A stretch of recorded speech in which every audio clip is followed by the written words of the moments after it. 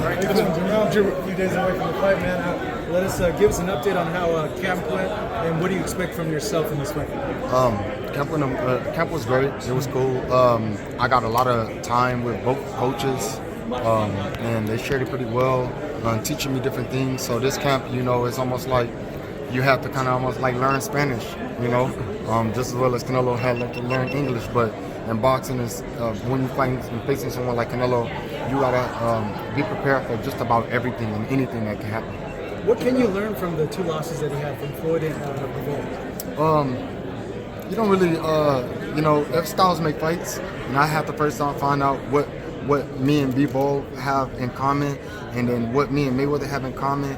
And when you put them two together, I feel like I'm the full package of the problematic things that bring Canelo's flaws out. Jermell, were you surprised by how much he said that you motivate him and you not rating his skills is the motivation for him in this fight? Did that surprise you? I feel like that's the way he just felt like he needed to let y'all know that he was motivated. When you're the best in the world, you're supposed to have some doubters. I don't know how well he take it because, he is such a, phenomenon in the boxing world. So I think that Canelo understands, but if that's what inspired him and motivated it, so well be it. He has to get ready for the fight. The fight is already here, and if I'm gonna feel the power, let me feel it. I'm gonna feel his skills, let me feel it.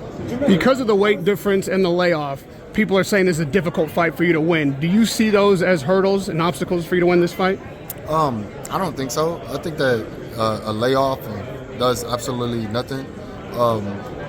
Like I spoke earlier about, there's in essence, there's no real ring rust.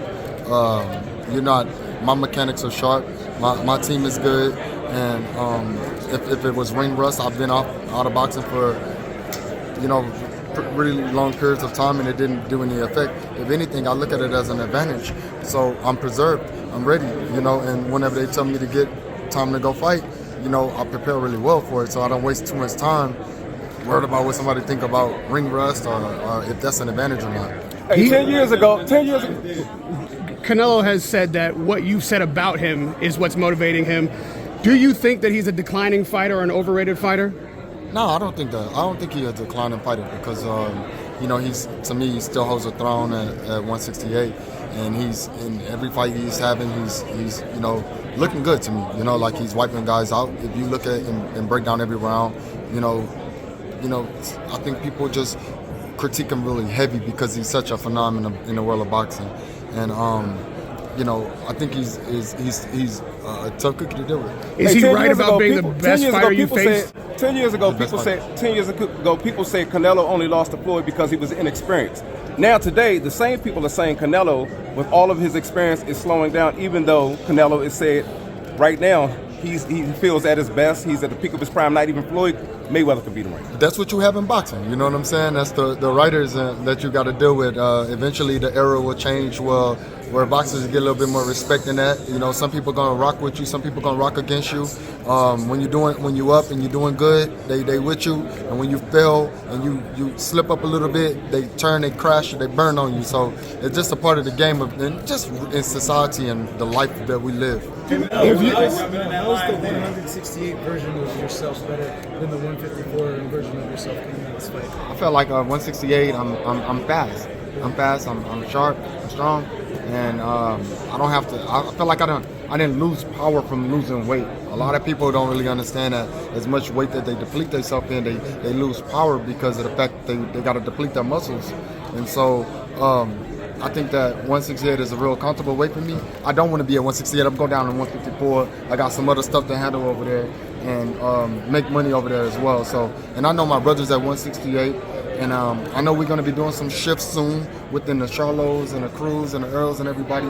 But, that's to be determined. I don't know what's going on with that. Even if you win?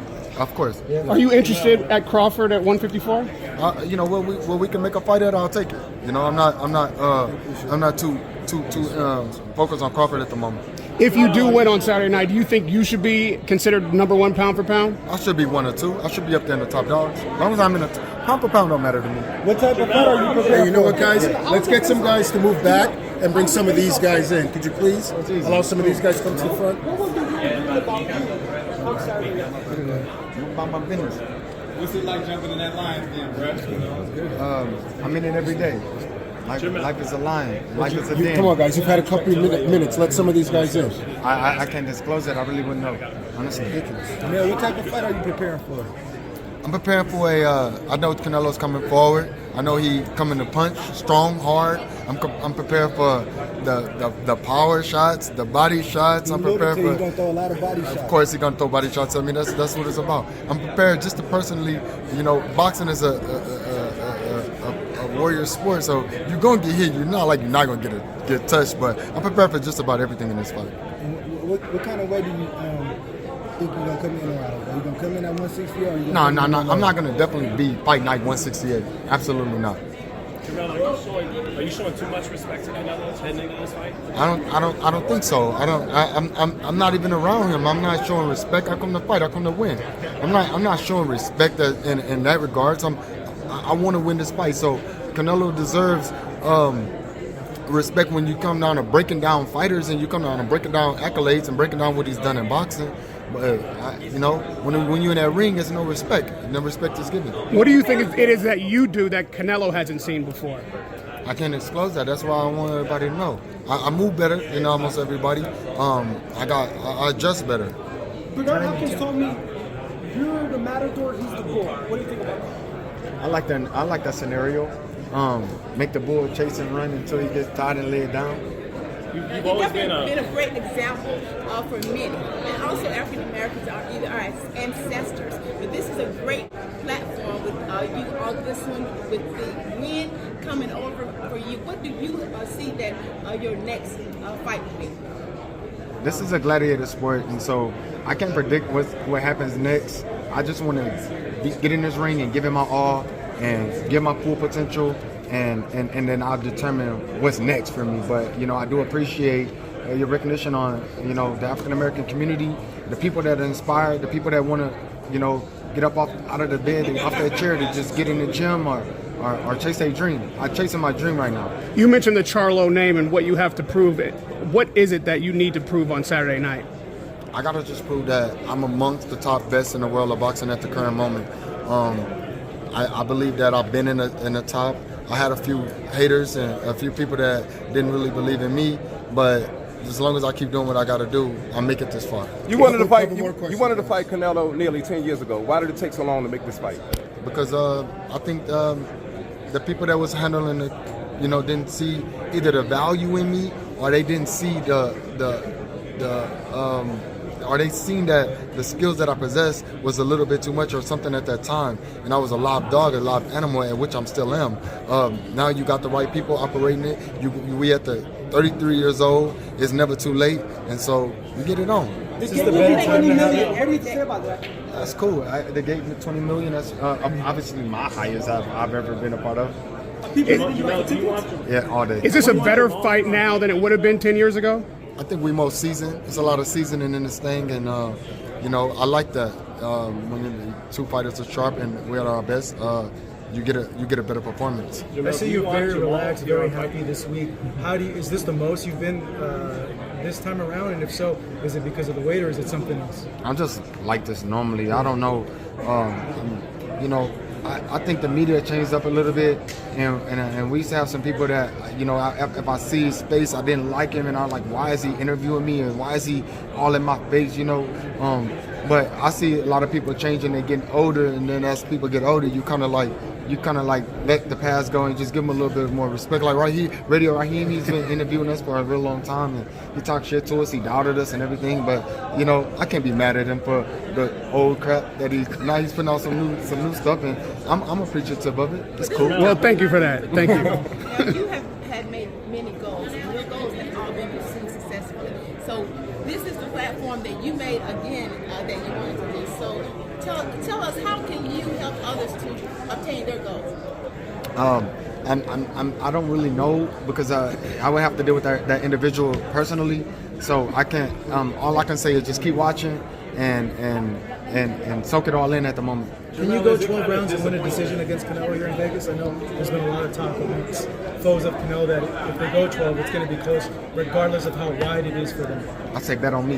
Yeah. Over under, what is it? I don't care. Bet on me. Bet on you? Don't put your money up. I feel like I come to do what I do. Yeah. Last question, guys. Is it, do you want Jermell here on fight? Is it disappointing? You guys journeyed all the way to the top and now on the biggest stage. Do you want Charlo? Do you want Charlo? Do you want all here? What do you think about that? This family affair thing has been really crazy, and I try not to touch on that topic too much because at the end of the day I love my brother, but I think we just at this current moment we don't see eye to eye, and it has a lot to do with what he wants in his life and what I want in mine. It's two completely different things. And growing up and growing apart from each other is just a part of the nature, and I have to tend to accept things just like I accept certain people, and I accept the good that come with the bad. And so one day, hopefully we speak again. But right now, I'm just not in a moment or mood to want to deal with that havoc that he brings and all of that kind of stuff. But I'm a dog. I'm an animal for my brother too, and so I'll rock with him. If he's not here for fight night, it's okay, he can't fight for me anyways, so I'm not. It don't hurt my feelings or whatever it is, it is. Hope he get ready or get back in the ring, and because it seems like I've been fighting I've been putting on for the Charlos, and that kind of goes and stems to the issue. I did this for us. I did this for Lions only, and so I don't want nobody attacking the brand and bringing us down, and I feel like. We have had a bunch of hiccups on his end that has, tarnished our character and our name a little bit. But I'll be the one that bring it back up. I'll be the one that continue to do it for us. I love my brother and I want the best for him, and I want to see him continue to be the world champion that he is. Good luck Saturday night. One last question right here. One last question. Piggybacking off of the fact that you said that you didn't want to get into that havoc, I feel like this has been the most simple place that you've been in physically, presently. Can you speak about what got you into that space? I spoke on it earlier, which is a good question. I got a 2-year-old running around the house all day, tearing up stuff, breaking stuff, knocking over glass, hurting himself, and then it's like. Just my patience have grown a little bit more. I think I was before a lot of being impatient. It's been a long time since they have seen me, and as well, I don't got like such a big shit talker in front of me, that's getting me riled up. And so, with that being said, and then my normal average life, I feel like I'm at peace. I think what y'all looking at is interviews of me running around and acting crazy in hallways and all of that. And I hope one day those videos just get pushed further back, and y'all see a better and a newer Jermell Charlo. Thank you guys very much. Any message for Houston and